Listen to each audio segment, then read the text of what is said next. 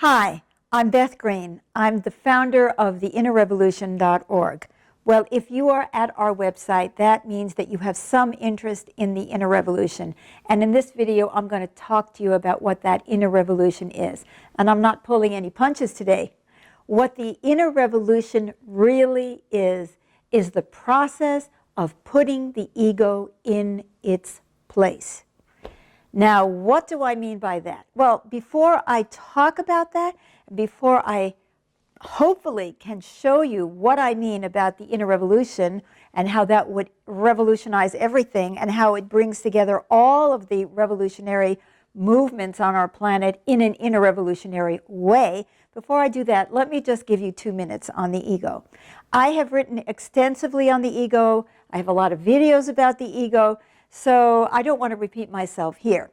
But what I just want to say very quickly is that the ego is our sense of self. It is our awareness of our individual existence. So like when we come out of the womb, we're like, we've been in the oneness with mom and now we're on our own and oh my God, I got to take care of myself. I got to start crying. I'm wetting my pants and I'm cold and all that stuff.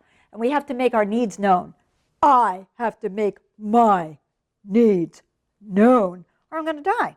Right? Well, think about it. What do? Starting from infancy, we try to figure out how to get our needs met, our individual needs. Like, how am I going to get mom to come in here and breastfeed me or give me a bottle or change my diaper when she's exhausted and trying to get a nap? See, I'm going, wah, wah. So it's like that. We find all kinds of strategies. Some of us are very sweet and cute and we just seduce people into taking care of us. Some of us act very smart and intimidate people into taking care of us. Some of us make our parents and others feel guilty, and that's how we have them take care of us. Some of us play up to dad, and some of us play up to mom. I mean, we have so many strategies, but the fact is we develop them, and we do it at a very early age. And the way that the world interacts with us and the feedback it gives us about our strategies helps us to refine those strategies. Well, those strategies may work for a time, but supposing our fathers die and now there's a stepdad and he doesn't respond to the same strategy that good old dad did. Or supposing mom, oh, God forbid, goes through some kind of trauma and her personality changes and now she's not responding anymore and suddenly we're like, what are we going to do? But even if that doesn't happen to us, we get to school, we get into the big world. Not everybody is going to respond to our survival strategy the way our parents did. Now, it could be our parents, it could be a grandparent, it could be one parent, whoever we designate as God who is going to take care of us. Now, why did I have to explain this in order to talk about the inner revolution? Well, the problem on our planet, the problem of human consciousness is we're stuck in the ego. We still think like we did when we were born, or when we were 1 or 2 years old, that the world revolves around us. We're helpless, we're needy, we're number one, and everybody needs to take care of us. Now, do you think I'm kidding? You think about it. Think about all the people around you. Oh, see, we say someone's in their ego typically when we mean that they're a snob or they think they're better. But actually, other people are in their ego when they're sweet and docile. They're making us feel like we have to take care of them. Doesn't matter, you see. It's the survival strategy. Well, the problem with the ego is that it doesn't grow up. And it hasn't grown up because we haven't trained it to grow up. And what does an ego growing up look like? Well, it means that when we're the kid and we think the world revolves around us, we get taught that everybody in the family has needs, and that if we don't take care of the needs of the whole family can't take care of us. Like if mom is drained, we really need to give her some consideration. Or we need to understand that just because mom doesn't want us to bond with dad because she's angry about it, she's jealous, she wants us to herself, doesn't mean that we shouldn't relate to dad. See, but oh, we have gotten the message very young that, see, you sidle up to mom, you don't bond with dad, mom's going to like you, you're going to get an extra cookie with your milk. See, so this little ego becomes the king of the world. Now, it's worse than this, because it isn't just my ego. It's the ego of my gender, the ego of my race, the ego of my political organization and affiliation, the ego of my sorority, the ego of my religion, the ego of my social group, the ego of my nation, the ego of my species. Have you ever noticed how species-oriented we are? Like, we can do anything. Animals may suffer, but hey, it's for me. Don't you understand? I have to survive. I have the same thing. I eat other animals. I don't like it, but I do it. See, that somehow says that my survival is more important than their survival. I go down the street and I see the homeless person, and I'm thinking, well, I can give this much, but please, I'm certainly not going to move out of my house and give my things away to that homeless person because I matter. Now, what does this have to do with the inner revolution?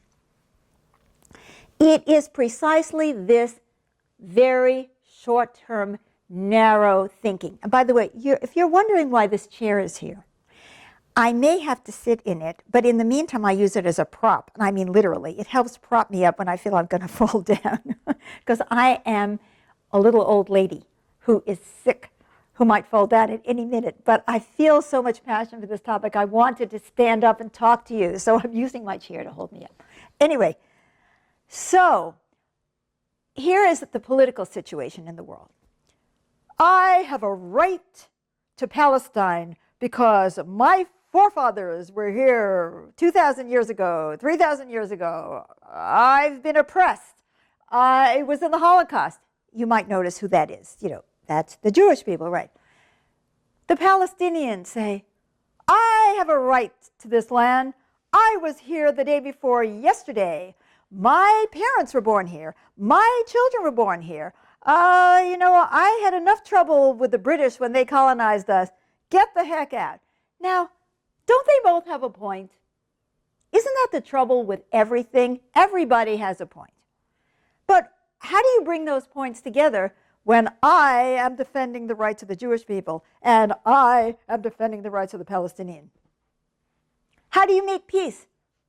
What do you do in reality? And I don't mean in the abstract. What do you do in the reality when millions of refugees are flooding into Europe from the Middle East? These poor people have no place to go, and these poor people in Europe don't know what to do with them. Like, oh my God, what a disruption to their society. Oh my God, it's a humanitarian crisis. But oh my God, I don't want to give away everything I have. Oh my God, I have enough trouble myself just trying to make do. And the worst is this. You look at a photograph or you look at videos of those people coming in to Europe, and they're real. See, the way that our egos can defend against the reality of other people's pain while we're only focusing on our own, and I say, that's me too, right, is making them not real. See, let's face it, the people who oppose abortion are not real. The people who are for abortion, they're not real. Nobody's real. Nobody's real but me, right? Whichever side you're on, you think the adversary isn't real. You don't want to know their pain. You don't know why they are asking for what they're asking. Let's look at racism, for example. It's like, does anybody really deny that black people are treated like shit in the society? Yeah, there are people who will deny that. You know why they'll deny it? Because they feel like they're being treated like shit. And they're saying, well, wait a minute, white lives matters. My job matters. See, if you're born white in a society that has been dominated by white people, you think you're entitled to have more. And what are these uppity, see, this is Uppity Women Unite, these uppity black people, they want my job. Don't they know how I feel? And the black people are saying, what's the matter with you? Don't you know how I feel? Don't you know how oppressed I am? Well, and women say, well, wait a minute, you know how oppressed I am? Well, what, the Latinas, well, me too. I am also oppressed.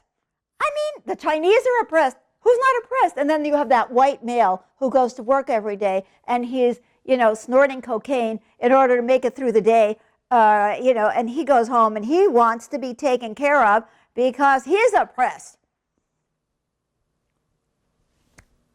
We have too many people who are oppressed. What are we going to do?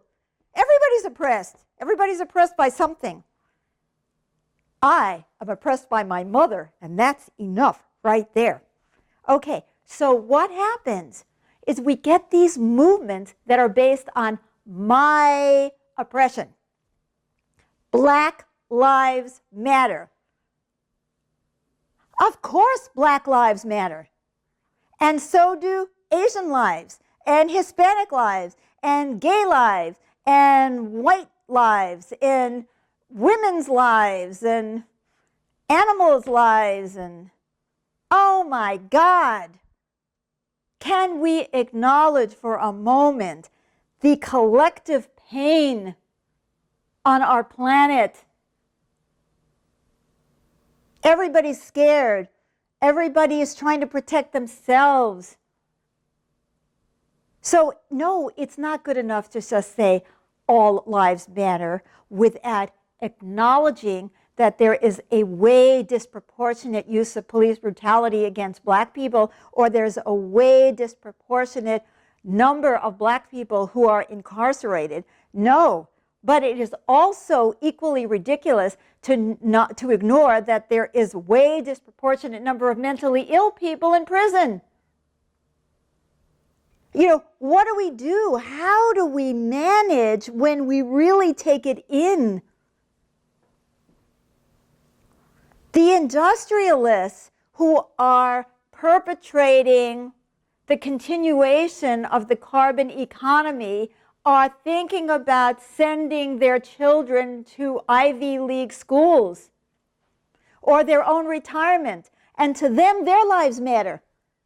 They don't care what they've done to the planet.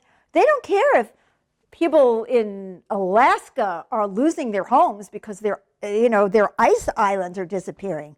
I've always been amazed that they love that place. But, people are born into different things, and I'm saying, wow, look at those people. They're amazing, right? But anyway, this is the problem. We have to start listening and hearing, and we have to get beyond our egos. We have to start realizing that if we do not support the whole, we're all screwed. And we are seeing it because of climate change. Like what we have done to the planet is impacting everybody, rich or poor. Where are you going to go where you can get away from the effects of climate change? That's why I love climate change. It is the great equalizer. It's like the plague, Actually, that's not entirely true because during the plague, the rich people tried to get away, but some of them didn't make it. So the revolutionary movement, which is based on my cause and my oppression, is not revolutionary. It's just the same. When Native people say, I have a right to hunt the whales, the heck with the whales, but that's because I've been oppressed, they're not thinking about how the whales are feeling. You understand what I'm saying? We can no longer afford to have a movement based on how oppressed we are.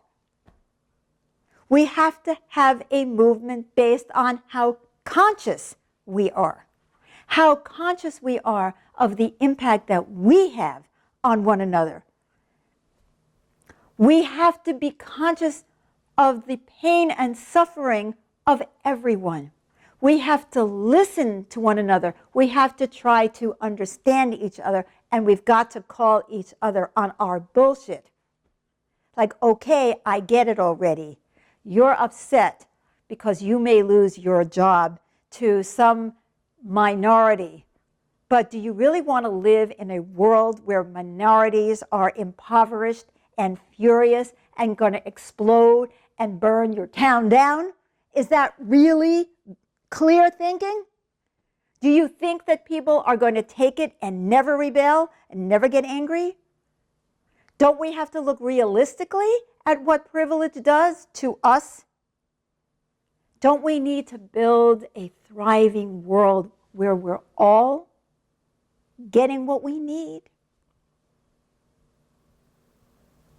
Let's get real. Let's raise everyone up. So, what is the inner revolution about? It's saying we have been ego-based.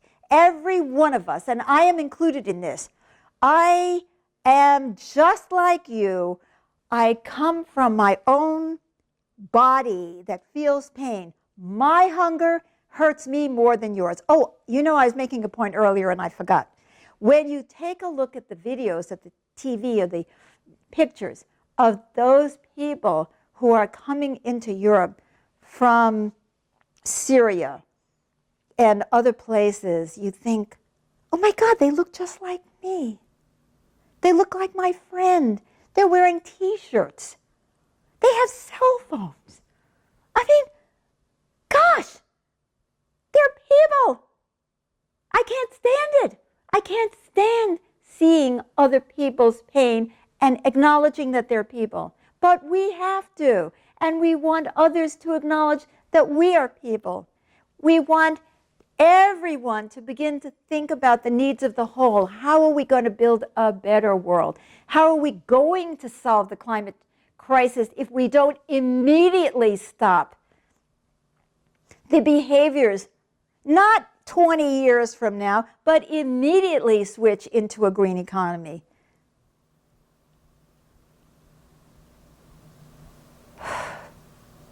How are we going to build a better world when we're competing with each other?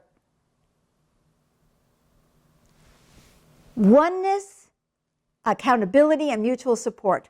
Those are the three fundamental principles of our movement, the Inner Revolution.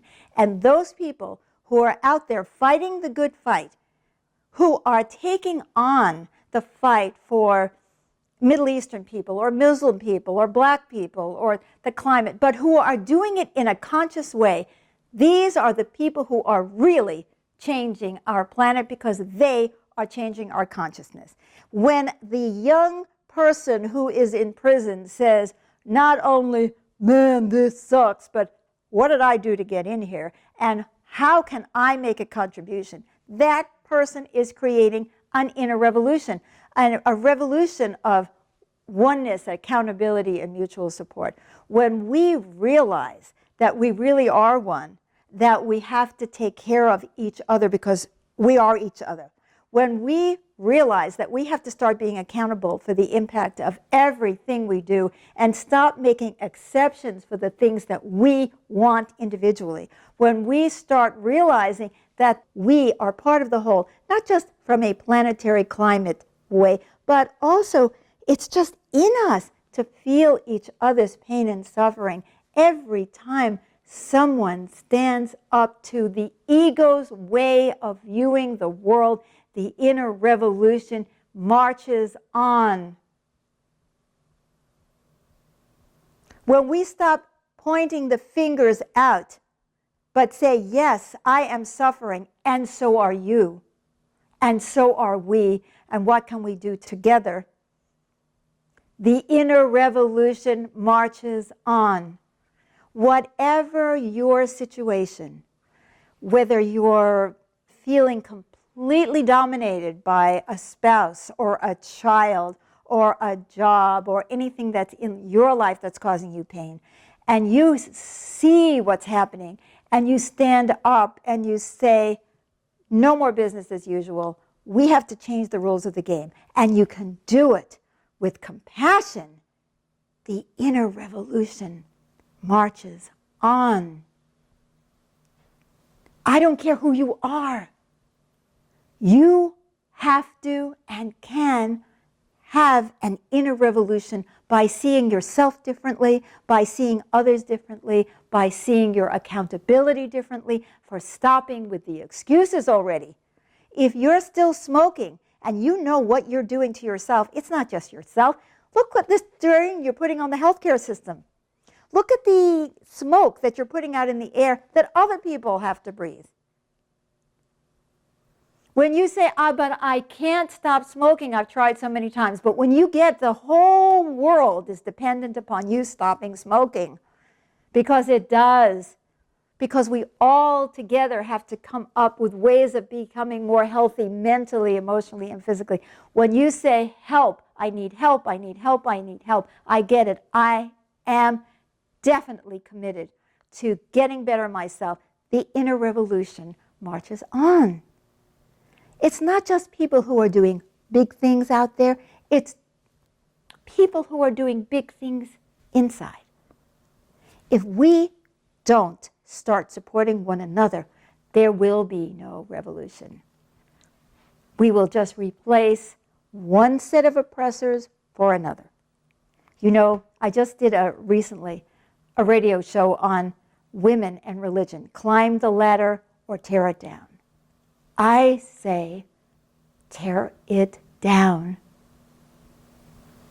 Tear down the whole ego-based system of priorities where we're so darn scared that if our needs aren't met through our manipulation or demands or empowerment, that our needs will not be met. And start thinking about how we can build a better world together that we will all be able to relax into. This is the revolution. It is the revolution to put the ego in its place. And what I mean by that, just briefly, is we can't get rid of our egos. We are individuals. It does hurt me more when somebody stabs me than when I see a picture of somebody else getting stabbed. I mean, I can't stand it, but it's a lot different when it's happening to me. I get that. We are all unique individuals. But we can't stop with that. We need to make our egos grow up. We need to put them in their place. When they tell us, go after you, go after number one, take care of yourself, dog eat dog, just say to it, honey, you were born when I was born. You're probably now about 2 years old in maturity. I like to say, get back in the crib. Stop trying to run my life. Don't run my marriage. Don't run my relationships. Don't try to run the world. I accept my ego, but I want it in its place. And that's what the whole world needs to do. Thank you. If you have an interest in the inner revolution, why don't you check out our Facebook page? That's Beth Green and the Inner Revolution at facebook.com. There you're going to find all kinds of information about our radio shows, our TV shows, our videos, our upcoming events, articles, and more. And best of all, if you join us on our Facebook page, not only will you be able to hear us, but we'll be able to hear you. Join our online community and become a part of the Inner Revolution.